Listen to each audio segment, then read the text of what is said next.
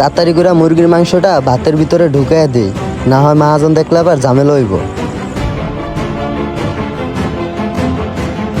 ভাই এই লন ভাত।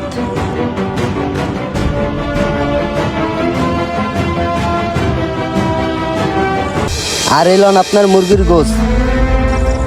আর যদি কিছু লাগে তাহলে আপনি আমারে কোয়েন। আর ঠান্ডা ঠান্ডা খাইবেন, ঠান্ডা ঠান্ডা এনে দিমু।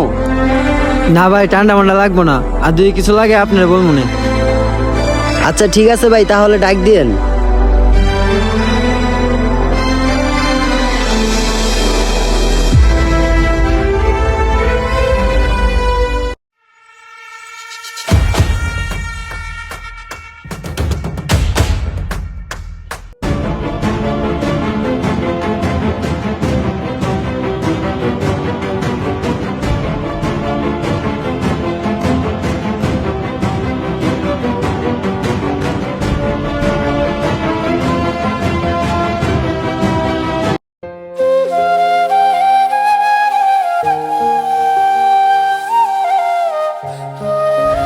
এই সুলাইমান, এই লোকের বিল কত?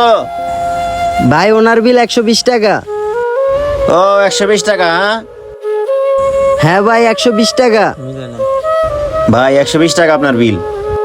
আচ্ছা ঠিক আছে ভাই, দিতেছি। এই ধরেন আপনার 120 টাকা। আচ্ছা ঠিক আছে ভাই, আবার আইসেন। এই ভাই এদিকে আসো। হ্যাঁ ভাই আসতাছি। জি ভাই বলেন।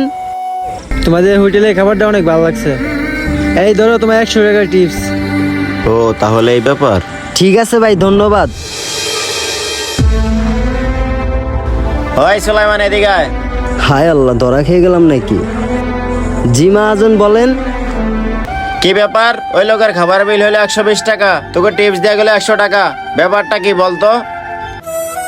ভাই ওই লোকটা আমার অনেক আগে থেকেই পরিচিত।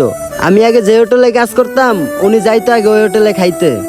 আর উনি ওই হোটেলে খেয়ে বেরোনোর সময় আমাকে 100 টাকা করে টিপস দিত। এখন আবার উনি এই হোটেলে খাওয়া শুরু করছে, এই কারণে আমাকে 100 টাকা করে টিপস দেওয়া শুরু করছে। ভাই তুই আমার আর শিখাস না, তোর মতো এমন কর্মচারী আরো 30-40টা আমি মানুষ করে তুই আসছি। তোর আর এই হোটেলে কাজ করা লাগবে না, তুই আমার হোটেল থেকে বের হ। ও ভাই কেন আমার কাজ করা লাগবো না কেন?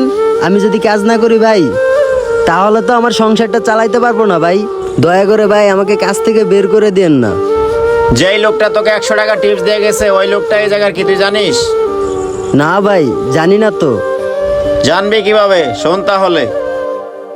শোন মেহেদি, নতুন যে মেসিয়ারটা আসছে সুলাইমান নামে, ওই মেসিয়ারটা আসার পরে দেখতেছি যে কাস্টমারগুলো খেয়ে গেলে 300-400 টাকা বিল হতো, এখন 150 টাকার উপরে বিলই হয় না। বিষয়টা আমি কিছুতে বুঝতে পারতাছি না। তুই একদিন দোকানে আসিস তো, এসে দেখিস তো বিষয়টা।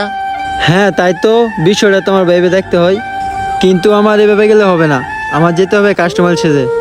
আচ্ছা ঠিক আছে, তাহলে তুই তাই কর। আচ্ছা ঠিক আছে, তাহলে তুই যা, আমি পরে আসতেছি। আচ্ছা আমি দোকানে যাইতেছি, তুই আসিস। ঠিক আছে।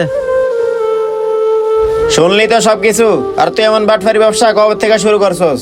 আমি তো তোকে বিশ্বাস করে এই দোকানের চাকরিটা দিছি, আর তুই যদি আমার দোকানে আর 1 মাস থাকিস তাহলে তো আমার ব্যবসা লাড়ে উঠবে, আর আমার থালা বাটি গুছিয়ে আমার বাড়ি চলে যেতে হবে, আমার আর ব্যবসা করা হবে না। ও ভাই আমার ভুল হয়ে গেছে, আমার আর এরকম ভুল হবে না। আমাকে আর একটাবার সুযোগ দেন ভাই, আমি আর কাস্টমারের সাথে কখনো এরকম কাজ করব না। ও ভাই আপনার দুইটা পায়ে ধরি ভাই, আমাকে এবার মতো মাফ করে দেন ভাই। তোকে যদি আবার এই দোকানে থাকার সুযোগ দেই, তুই এরকম কাজ করবি না তার কোনো গ্যারান্টি আছে? তার চেয়ে ভালো তুই আমার দোকান থেকে বের হয়ে যা ভাই, বের হ। এমন কিছু কর্মচারী আছে যারা কিনা নিজের স্বার্থের জন্য ব্যবসা প্রতিষ্ঠানের সর্বনাশ করে থাকে। এই ধরনের কর্মচারীদের বলতে চাই, ভাই এখনো সময় আছে, নিজেকে পরিবর্তন করুন। আর ব্যবসা প্রতিষ্ঠানের মালিক মহাজনদের একটা কথা বলতে চাই, আপনারা আপনাদের কর্মচারীর দিক খেয়াল রাখুন, তা না হলে ব্যবসা প্রতিষ্ঠান বেশি দিন টিকিয়ে রাখতে পারবেন না। ভিডিওটি ভালো লাগলে শেয়ার করে দিবেন। যে কোনো নতুন ভিডিওর জন্য আমাদের পেজটি ফলো দিয়ে আমাদের সাথে থাকবেন। ধন্যবাদ সবাইকে, আসসালামু আলাইকুম।